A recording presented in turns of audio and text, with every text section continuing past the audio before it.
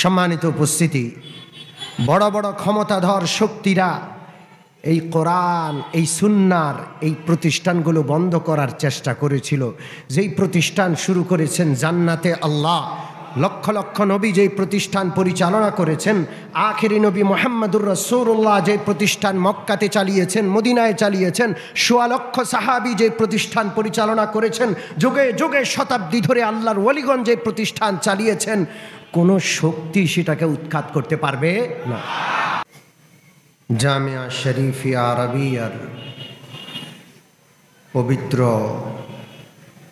কোরআনে মাজিদ খতম ও বুখারী শরীফের খতম অনুষ্ঠানের সম্মানিত সভাপতি, উপস্থিত বিজ্ঞ উলামায়ে কেরাম, আমার সম্মুখ পানে বসা ইসলাম প্রিয়, দিন প্রিয় ভাইরা, পর্দার আড়ালের মা ও বোনেরা, রাত প্রায় 11টা বেজে গেছে। এতক্ষণে এই মাহফিলটি শেষ করে দেওয়ার পরিকল্পনা ছিল, কিছু কারণে দেরি হয়ে গেছে। আমরা চেষ্টা করব খুব দ্রুত মাহফিল সমাপ্তির দিকে এগিয়ে নিতে ইনশাআল্লাহ। অনেক কথা হয়েছে, বড় বড় আল্লাহওয়ালা আলেমগণ আপনাদেরকে নসিহত শুনিয়েছেন। এখন আর দেরি করার সময় নয়, অল্প সময়ে আমরা কথা শেষ করব ইনশাআল্লাহ। জামিয়া শরীফিয়া সহ অলিতে গলিতে যেই সকল কওমি মাদ্রাসা আমরা দেখতে পাচ্ছি, এই সকল কওমি মাদ্রাসার ইতিহাস, ঐতিহ্য বড়ই গর্বের। হতে পারে অভাবী, হতে পারে এই মাদ্রাসাগুলো খুব সংকীর্ণ জায়গায়, মন ভরে খোলা আকাশ বাতাসে নিঃশ্বাস ফেলার একটু জায়গা নাই, কিন্তু এর ইতিহাস, ঐতিহ্য অনেক বড়। আমি আমার তাফসিরে আলোচনা করছিলাম মাদ্রাসার প্রতিষ্ঠাতা স্বয়ং আল্লাহ। প্রথম মাদ্রাসার শিক্ষককে আল্লাহ, ছাত্র হলেন হযরত আদম আলাইহিস সালাতু ওয়াস সালাম। সেই মজলিসে ফেরেশতাগণ উপস্থিত ছিলেন, মুআল্লিম শিখানে ওয়ালা স্বয়ংকে। শুধু হযরত আদম আলাইহিস সালাতু ওয়াস সালাম নন, যোগে যোগে আল্লাহ রাব্বুল আলামিন যত নবী পাঠিয়েছেন, সমস্ত নবী সরাসরি আল্লাহর কাছ থেকে শিখেছেন।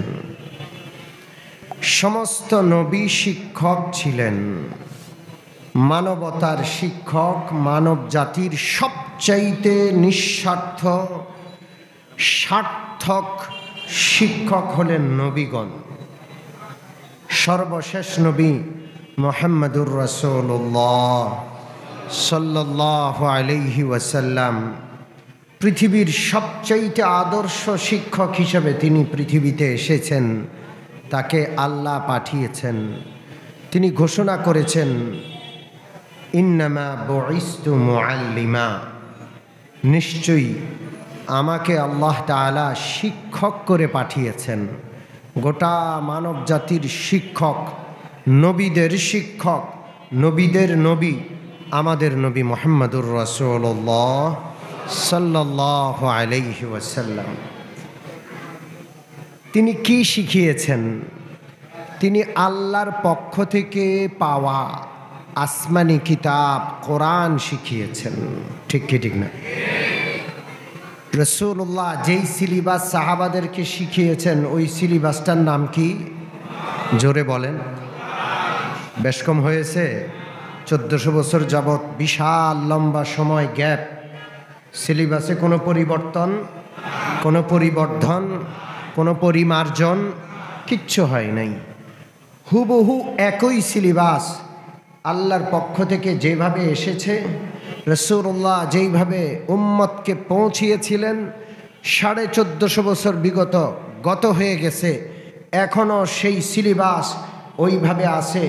একটি আয়াত, একটি বাক্য, একটি শব্দ, একটি জের, একটি জবর, একটি নুক্তা পর্যন্ত এদিক সেদিক হয়নি, কিয়ামত পর্যন্ত হবে না। হেফাজত কে করেছেন? জোরে বলেন কে? পৃথিবীর বড় বড় শক্তিগুলো যোগে যোগে আল্লাহর পাঠানো নবীর রেখে যাওয়া এই শিক্ষা ব্যবস্থাকে বন্ধ করার চেষ্টা করেছিল, বিলুপ্ত করার চেষ্টা করেছিল, নিঃশেষ করার চেষ্টা করেছিল, উৎখাত করার চেষ্টা করেছিল। বড় বড় শক্তিগুলো বিলুপ্ত হয়ে গেছে, উৎখাত হয়ে গেছে, নিঃশেষ হয়ে গেছে। আল্লাহর কালাম যেভাবে ছিল সেভাবে আছে, কিয়ামত পর্যন্ত সেভাবেই থাকবে। কারণ এর পিছনে কার শক্তি কাজ করে? জোরে বলেন কার?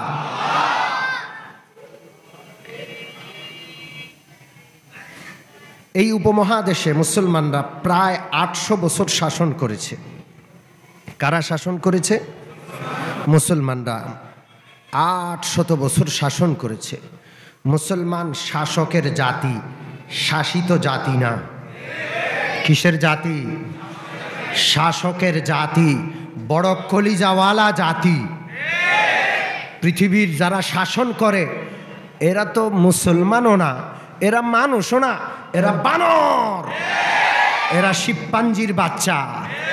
এদের কলিজাটা বানর আর শিবপাঞ্জির কলিজা। আমরা তো নবীদের আওলাদ, আমাদের বাড়ি জান্নাতে, আমরা কোরআন কিতাব আসমানি ইলমের ধারক বাহক। আমাদের কলিজার ভিতরে নবীদের কলিজা আছে। আমাদের ধমনীতে ওমরে ফারুক, খালিদ বিন ওয়ালিদের রক্ত প্রবাহমান।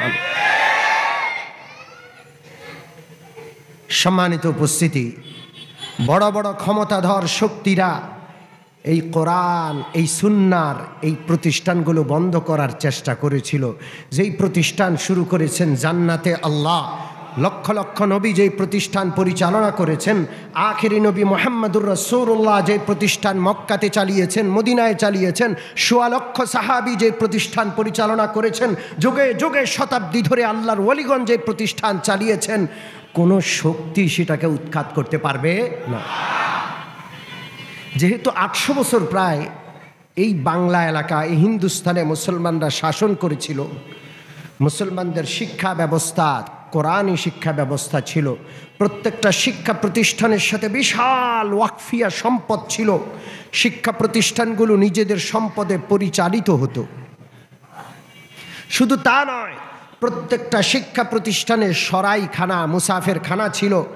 এলাকার অসহায়দের সেখানে আশ্রয়ের ব্যবস্থা ছিল। সেখান থেকে এলাকার ইয়েতিম বিধবাদের খরচ নির্বাহ করা হতো। ইংরেজরা যখন কূটকৌশলে, মারাত্মক রকমের হিংস্রতায়, শঠতায়, প্রতারণায় এই দেশের স্বাধীনতার সার্বভৌমত্ব হরণ করে, দখল করে, তখন তারা মনে করেছিল এই জমি জমা, এই সম্পদের সাথে এই প্রতিষ্ঠানগুলোর সম্পর্ক। এই জন্য সমস্ত সম্পদগুলো বাজেয়াপ্ত করেছে। ওয়াকফিয়া যত সম্পদ ছিল শুধু বাংলাদেশেই ৮০,০০০-এর বেশি সেই সময়ের ধর্মীয় প্রতিষ্ঠান, মাদ্রাসা ছিল। সমস্ত ওয়াকফিয়া সম্পত্তি বাজেয়াপ্ত করেছে। মাদ্রাসাগুলো সাময়িকভাবে বন্ধ হয়ে গিয়েছে। ওরা তো মহা খুশি, কোরআন শেষ, আলেম ওলামা শেষ, হাজার আলেম ওলামাকে ফাঁসিতে ঝুলিয়েছে, কোরআন জ্বালিয়ে দিয়েছে, মনে করেছে সব শেষ। কিন্তু ওরা জানে না এই কোরআন আর এই কোরআনের প্রতিষ্ঠানের সম্পর্ক টাকার সাথে নয়, পয়সার সাথে নয়, ভূমির সাথে নয়। এর সম্পর্ক আল্লাহ রাব্বুল আলামিনের ক্ষমতার শক্তির সাথে। কুল্লু মান আলাইহা ফান ওয়া ইয়াবকা ওয়াজহু রাব্বিকা যুল জালালি ওয়াল ইকরাম। মাটির বুকে, পৃথিবীর উপরে যা আছে সব ধ্বংস হবে, থাকবেন কে? আল্লাহ যেমন আছেন, আল্লাহর কোরআন, আল্লাহর সিফাত, আল্লাহ যেমন অবিনশ্বর, আল্লাহর কোরআন থাকবে অবিনশ্বর। ঠিক ঠিক না? সাময়িকভাবে কোরআনের প্রতিষ্ঠান বন্ধ হয়েছে, ওরা মহা খুশি, ওরা মহা খুশি। শেষ 1757 সালে সর্বশেষ লক্ষ লক্ষ আলেমদেরকে ফাঁসি দিয়েছে। সমস্ত মাদ্রাসা নিষিদ্ধ, পবিত্র কোরআন ছাপানো নিষিদ্ধ, বাজারে বিক্রয় নিষিদ্ধ, বহন করা নিষিদ্ধ এই দেশে। 57 থেকে 66 পর্যন্ত 8-9 বছর এভাবে কাটল। দেওবন্দ একটা গ্রামের নাম, গ্রাম। কয়েকজন আল্লাহওয়ালা আলেম সেখানে বসবাস করে, নিবৃত্তচারী। এরা জনসম্মুখে তেমন আসে না, একেবারে গোপনে থাকেন, আল্লাহর ইবাদত বন্দিগিতে এরা সময় কাটান। বড় পেরেশান, এত বিশাল দেশ, সমস্ত শিক্ষা প্রতিষ্ঠান বন্ধ, মাদ্রাসা বন্ধ, কোরআনের উপর নিষেধাজ্ঞা জারি। কি হবে ভবিষ্যৎ প্রজন্মের?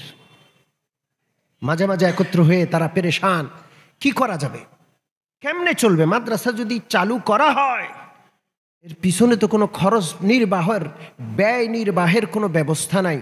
ইতিপূর্বে যে বিশাল ব্যবস্থাপনা নিয়ে এই মাদ্রাসার প্রতিষ্ঠানগুলো চলেছে, সেই ব্যবস্থাপনা সমস্ত ধ্বংস হয়ে গেছে, ধ্বংস করে দেওয়া হয়েছে। কোনো ব্যবস্থাপনা নাই, কোন নিয়মে কোন নীতিতে চলবে মাথায় ধরছে না। আসলে চালানেওয়ালাকে। দেওবন্দের একটা মসজিদ, নাম হলো ছাত্তা মসজিদ, মসজিদে ছাত্তা। ওখানকার ইমাম ছিলেন হাজি আবেদ হোসেন সাহেব রহমতুল্লাহ আলাইহ। রাতভর কান্নাকাটি করেন, মুসলিম জাতির কি হবে। একদিন ফজরের নামাজের পর এশাকের নামাজ পড়েন, মাথা নিচু করে আল্লাহর কাছে কাঁদছেন, দোয়া করছেন, আল্লাহ গো প্রায় 10 বছর হইতে চলল, এই জমিনে কোনো মাদ্রাসা নাই, হাফেজ আলেম নাই, জানাজা পড়ার মতো লোক নাই, অনেক এলাকায় বিনা জানাজায় লাশ দাফন করা হয়। আল্লাহ গো এই জাতির কান্ডারি কারা হবে, কিভাবে কি করা যায়? হঠাৎ তার মাথায় হেলে গেল যে একটা কাজ করি না আমি। তিনি তার মাথার রুমালটা খুলে বিছাইলেন, 4টা কোনা হাতের মধ্যে নিলেন, নিয়ে সেই মসজিদে তখনও এশাকের নামাজ পড়ে বের হন নাই আল্লাহওয়ালা কয়েকজন এখনো আছেন। তিনি নিজের পকেটে হাত দিয়ে সেই সময় 3 টাকা বের করলেন। কয় টাকা? প্রথমে নিজে কোরবানি দিলেন, 3 টাকা রুমালের ভিতরে ঢুকালেন। মাওলানা মাহতাব আলী সাহেব রহমতুল্লাহ আলাইহ মসজিদের ওই কোনায় বসা। হাজি আবেদ হোসেন সাহেব নিজের পক্ষ থেকে 3 টাকা রুমালে রেখে মাহতাব আলী রহমতুল্লাহ আলাইয়ের কাছে গেলেন, তাকে কানে কানে বললেন, মাদ্রাসা কিন্তু শুরু করলাম, এই যে মাদ্রাসার ফান্ড আমি 3 টাকা দিয়েছি। হযরত মাওলানা মাহতাব আলী রহমতুল্লাহ আলাইহ 6 টাকা দান করলেন। আল্লাহু আকবার! কয় টাকা? খুশি হয়ে গেলেন যে আমার ডবল দিয়ে দিল। এরপরে গেলেন ফজলুর রহমান রহমতুল্লাহ আলাইহির কাছে, আরেক কোনায় বসে আছে আরেক আল্লাহওয়ালা, তিনি 12 টাকা দিলেন। আল্লাহু আকবার! সেই যুগের 12 টাকা, সেই যুগের 12 টাকা। এরপরে হাজি ফজলুল হক রহমতুল্লাহ আলাইহির কাছে গেলেন, তিনি দিলেন 6 টাকা। এরপরে গেলেন জুলফিকার রহমতুল্লাহ আলাইহির কাছে, তিনি দিলেন 12 টাকা। এতগুলো টাকা শুধু মসজিদের ভিতরে মাদ্রাসার ফান্ডে উঠে গেল। নতুন ধারণা, ইতিপূর্বে এইভাবে মুসলমানের নিজের পকেটের অনুদানে, কোনো সরকারি অনুদান ছাড়া, কোনো বিশাল ওয়াকফিয়া সম্পদ ছাড়া এইভাবে মাদ্রাসা চলবে চিন্তাই করতে পারেন নাই। একজনের 3 টাকা ঢুকাইলেন মসজিদের ভিতরে, রুমালের মধ্যে প্রায় 30 টাকা উঠে গেল। তিনি চিন্তা করলেন মসজিদ থেকে বের হই। মসজিদ থেকে বের হইয়া এলাকায় ঘোরা শুরু করলেন। সেই এশরাকের সময় থেকে মাগরিব পর্যন্ত ঘুরলেন। এই রুমালের ভিতরে সেই যুগে 300 রুপি জমা হয়ে গেল। কয়শত রুপি? জোরে বলেন, কয়শ? হাজি আবেদ হোসেন সাহেব রহমতুল্লাহ আলাইহ মাওলানা কাসেম নানুতুবি রহমতুল্লাহ আলাইহির কাছে চিঠি লিখলেন। মাওলানা কাসেম নানুতুবি রহমতুল্লাহ আলাইহ মিরটে থাকেন। চিঠি লিখলেন, হুজুরাত আপনি এসে যান। মাওলানা কাসেম নানুতুবির বাড়ি নানুতা, তিনি দেওবন্দে বিয়ে করেছেন। দেওবন্দে তাঁর শ্বশুর বাড়ি। এই এলাকার জামাই মাওলানা কাসেম নানতুবি। কিন্তু এত বড় আলেম, এত বড় আলেম সেই যুগে আর ছিল না। এই জন্য সবার দৃষ্টি জামাইয়ের দিকে, যে আমাদের জামাই যদি এখানে হাত দেয় ইনশাআল্লাহ আল্লাহ কোনো না কোনো বরকতের বিষয় প্রকাশ করবেন। সুবহানাল্লাহ। তারা চিঠি লিখে পাঠালেন যে আমরা মাদ্রাসার ফান্ড একত্র করেছি, আপনি আসেন, ইনশাআল্লাহ মাদ্রাসা হবে। কাসেম নানতুবি রহমতুল্লাহ আলাই মাদ্রাসার জন্য একজন শিক্ষক নির্ধারণ করলেন, মাওলানা মাহমুদ, মোল্লা মাহমুদ। কি নাম?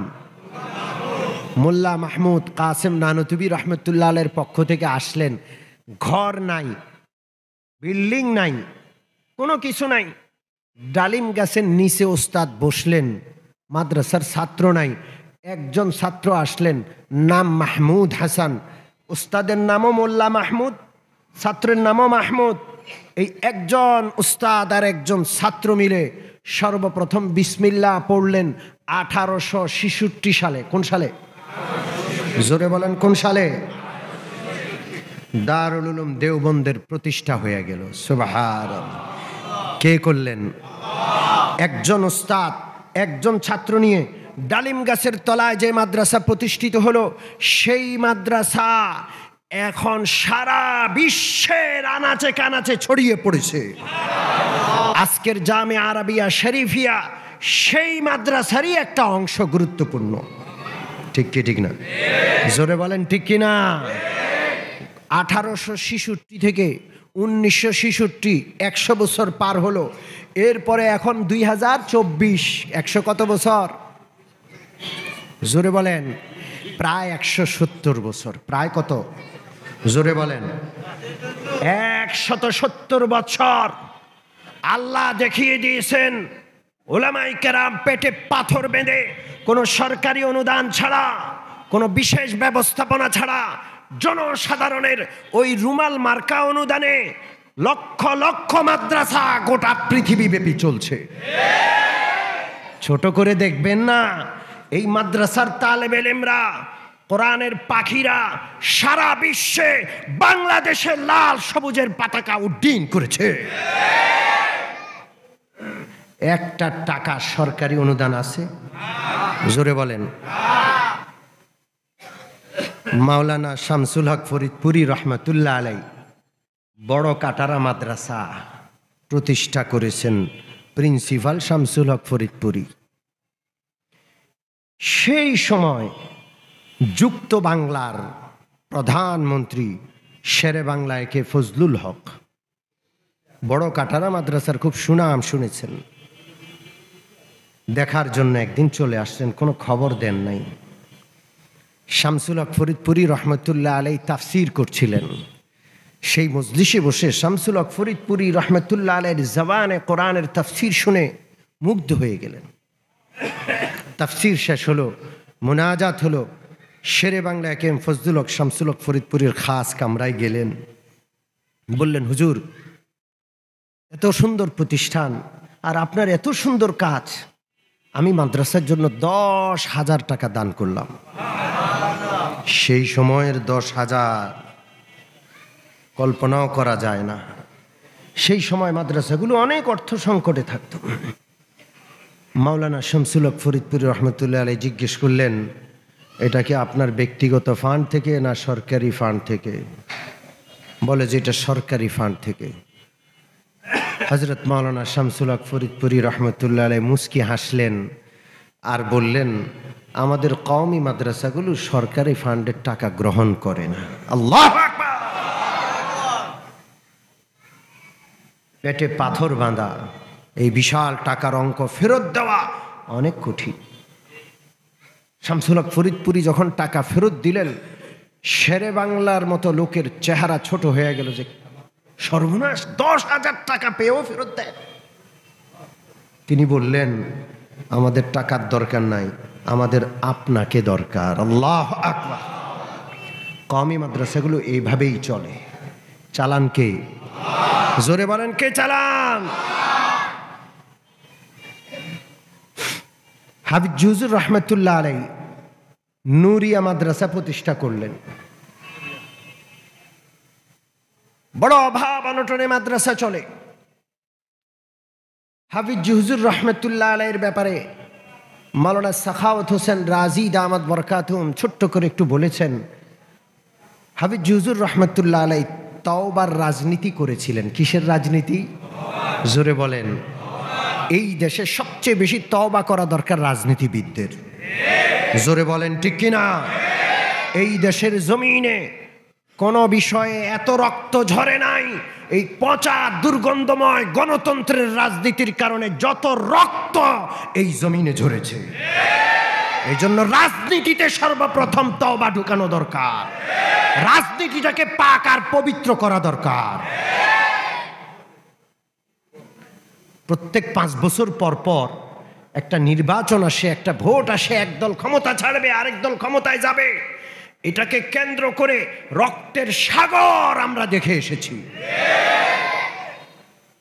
এই ক্ষমতার পালা বদলের, ক্ষমতার লালসার লোভের এই ধারা বন্ধ হওয়া দরকার। ঠিক কি ঠিক না? এদের তওবা করে আমরা এদেরকে আহ্বান করি, মুহাম্মাদুর রাসূলুল্লাহ সাল্লাল্লাহু আলাইহি ওয়াসাল্লাম যেই খেলাফা ব্যবস্থা রেখে গিয়েছেন ওই খেলাফা ব্যবস্থার দিকে ফিরে আসুন। আপনারা সকলে সমর্থন দিচ্ছেন তো ইনশাআল্লাহ? আসুন আগের কথায় ফিরে যাই। হাফিজ হুজুর রহমতুল্লাহ আলাইহি কয়েকদিন সফর করে নূরিয়া মাদ্রাসায় ঢুকলেন। বোর্ডিং ম্যানেজার দৌড়ে আসলেন, মাদ্রাসার কয়েকজন গুরুত্বপূর্ণ উস্তাদ দৌড়ে আসলেন। হযরত হাফিজ হুজুর গাড়ি থেকে মাত্র নামছেন, বোর্ডিং ম্যানেজার কানে কানে বলে, হুজুর অভাব অনটন মারাত্মক আকার ধারণ করেছে, আজকে মাদ্রাসায় খাবার রান্না হয় না। 11টা বেজে গেছে, নাস্তার কোনো ব্যবস্থা নাই, খাবার রান্না হয় নাই। দোকানগুলো থেকে বাকি করতে করতে অনেক টাকা জমে গেছে, দোকানগুলো আর বাকি দিবে না এটা জানিয়ে দিয়েছে সাফ, আজকে কোনো খাবারের ব্যবস্থা নেই। হযরত হাফিজ হুজুর রাহমাতুল্লাহ আলাইহি আল্লাহর মেহমান, তালেবে ইলমদের খাবার জুটে নাই, খাবার রান্নার কোনো ব্যবস্থা নাই। এটা শুনে তিনি রুমাল দিয়ে চেহারা ঢেকে ফেললেন আর বললেন, ছাত্ররা উপোস, আমার বড় লজ্জা হচ্ছে।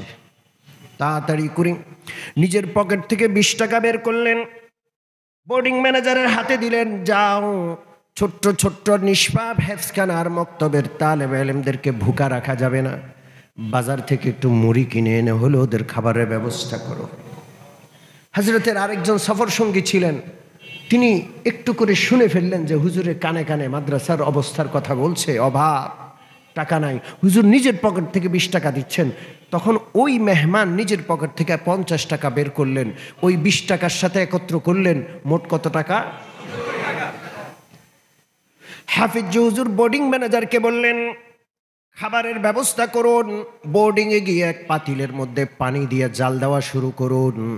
অন্য অন্য ওস্তাদদেরকে বললেন, মাদ্রাসার যত গেট আছে সব গেটগুলো বন্ধ করে দেন, সারা মাদ্রাসার সমস্ত তালেবে ইলমদেরকে মাদ্রাসার মসজিদে একত্র করুন, সূরা ইয়াসিন আর দুরূদ শরীফের খতম পড়তে থাকুন, আমি আসছি।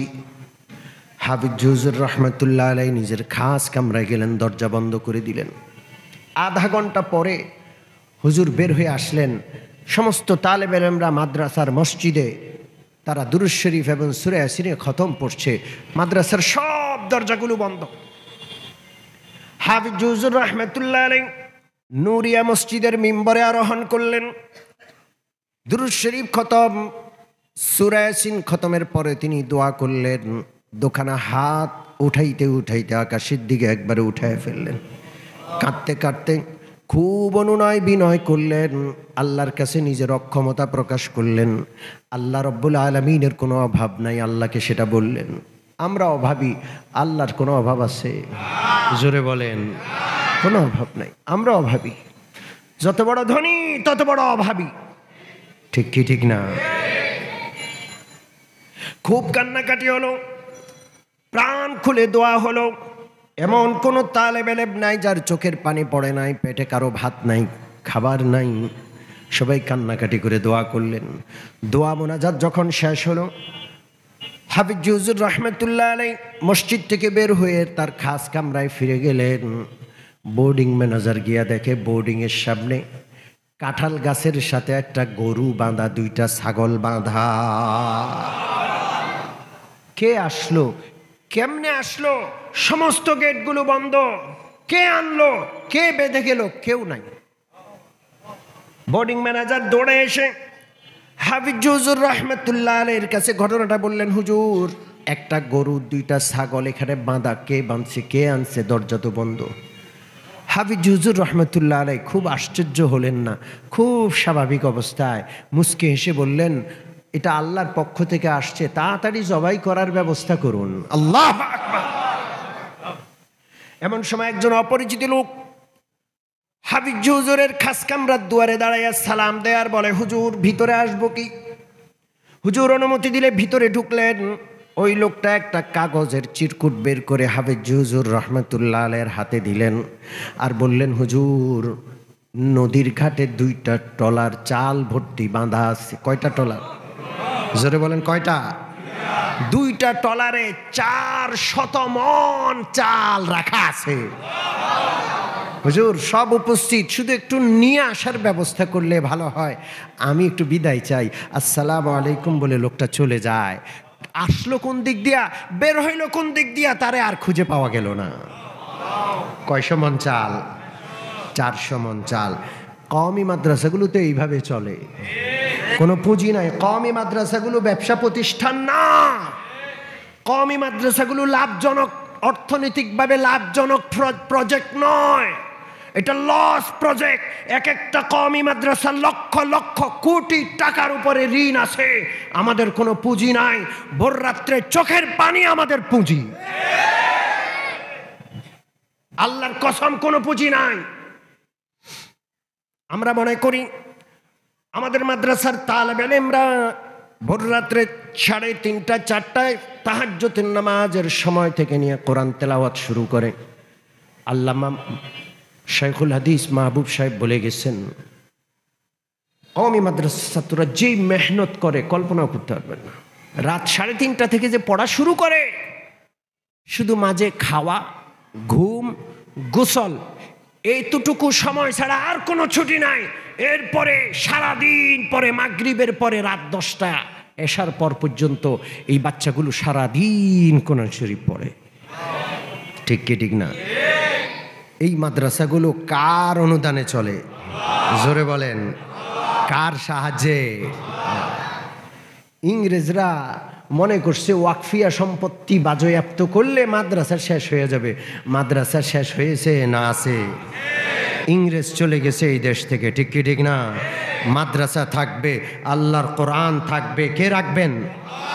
يريدون ليطفئوا نور الله بأفواههم والله متم نوره ولو كره الكافرون چراغ راك ایزد بر فروزد چراغ راك ایزد بر فروزد هر کزدم زند ریشش بسوزد هر کزدم زند ریشش بسوزد।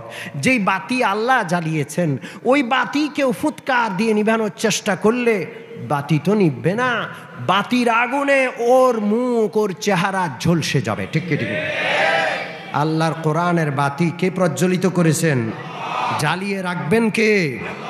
আমরা এই বাতির নিচে সম্মিলিতভাবে থাকবো। রাজি আছি? কারা কারা হাত তুলি। নারায়ে তাকবীর, নারায়ে তাকবীর।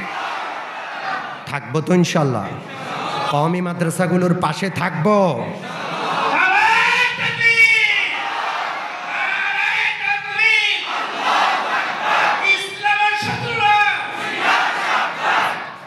আপনারা কি জানেন পরাশক্তির মালিক, পরাশক্তিগুলো, পারমাণবিক অস্ত্রধারী দেশগুলো এই কওমি মাদ্রাসাগুলোর ভয়ে থর থর থর থর করে কাঁপে?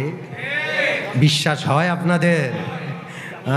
মনে রাখেন, এই কওমি মাদ্রাসাওয়ালারা আফগানিস্তানে কিন্তু কারবার সাইরে ফেলছে, কথা কি ঠিক? কোনো বেশ কম আছে? এই কওমি মাদ্রাসাওয়ালারা কোথায় কোথায় কি করবে এই নিয়ে ওদের মাথা নষ্ট।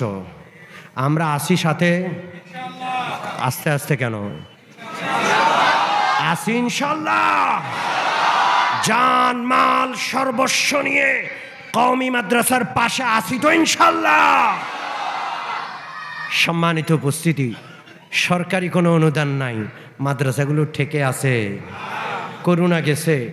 বিশ্বাস করেন, ভয় কলজাটা সাথে আসিল না। করোনার সময় অন্য অন্য সময়ের চেয়েও ভালো চালিয়েছেন কে? জোরে বলেন কে? এখনো চলবে ইনশাল্লাহ, চলতেই থাকবে। যারা চালিয়েছেন তারা চলে গেছেন, আমরাও চলে যাব। আসলে কেউ চালায় না, এই মাদ্রাসাগুলো চালান কে? আমি আপনি পাশে থাকবো, জোরে বলেন থাকবো। জামে আরবিয়া শরীফিয়া এই পুরান ঢাকার ঐতিহ্যবাহী সবচেয়ে নাম করা প্রতিষ্ঠানগুলোর মধ্যে থেকে একটা। আলহামদুলিল্লাহ বলেন। আমাদের এলাকায় মাদ্রাসার জন্য আমরা গর্বিত, আলহামদুলিল্লাহ। শত শত তালেব ইলম এসে চোখের পানি ফেলতে ফেলতে ফিরে যায়, মাদ্রাসাটায় ভর্তির সুযোগ পায় না, জায়গা নাই, স্থান সংকুলান হচ্ছে না। আমার জায়গা আছে, আমার ঘর আছে, আমরা ৩-৪ জন মানুষ পরিবারের সদস্য কত বড় ফ্ল্যাট নিয়ে থাকি, ওই পরিমাণ জায়গায় মাদ্রাসার ১০০ ছাত্র থাকে, ঠিক কি ঠিক না? এরপরও জায়গা দিতে পারছে না, আল্লাহর কাছে কি জবাব দিব? এই মাদ্রাসা জায়গা কেনার জন্য ব্যবস্থাপনা গ্রহণ করেছে, সিদ্ধান্ত নিয়েছে ২.৫ কোটি টাকার উপরে খরচ হবে। প্রায় অনেক টাকার ব্যবস্থা হয়েছে, আরও ১,৩০,০০,০০০ টাকার দরকার। আমি আপনি থাকলেও জায়গার ব্যবস্থা হবে, আমি আপনি আগায়া না আসলেও জায়গার ব্যবস্থা হবে। কে করবেন? আমি আপনি থাকবো পাশে, জোরে বলেন থাকবো। সাদাকায়ে জারিয়া হবে ইনশাআল্লাহ। কিয়ামত পর্যন্ত প্রতিষ্ঠান থাকবে, আমি আপনি চলে যাব। শামসুল হক ফরিদপুরি চলে গেছে, তার প্রতিষ্ঠিত জামিয়া লালবাগ রয়ে গেছে, ঠিক কি ঠিক না? ফরিদাবাদ শামসুল হক ফরিদপুরির প্রতিষ্ঠা রয়ে গেছে। বড় কাঠারা শামসুল হক ফরিদপুরি রহমতুল্লাহ আলাইহির প্রতিষ্ঠিত প্রতিষ্ঠান। বাইতুল মোকাররম শামসুল হক ফরিদপুরি রহমতুল্লাহ আলাইহির প্রতিষ্ঠিত মসজিদ। মুস্তফাগঞ্জ মাদ্রাসা শামসুল হক ফরিদপুরি রহমতুল্লাহ আলাইহির প্রতিষ্ঠিত মাদ্রাসা। গওহরডাঙ্গা সহ শত শত মাদ্রাসা। আল্লামা ইদ্রিস সন্দীপী রহমতুল্লাহ আলাইহি ইন্তেকাল করেছেন, শত শত মাদ্রাসা রেখে গেছেন। হযরত চলে গেছেন, মাদ্রাসা আছে না নাই? কিয়ামত পর্যন্ত থাকবে তো ইনশাআল্লাহ। আমি আপনি মাদ্রাসার সাথে থাকবো, আমি আপনি চলে যাব। মাদ্রাসার পাশে যেটা রেখে গেলাম সেটা কিয়ামতে আমার সাথে কথা বলবে ইনশাআল্লাহ।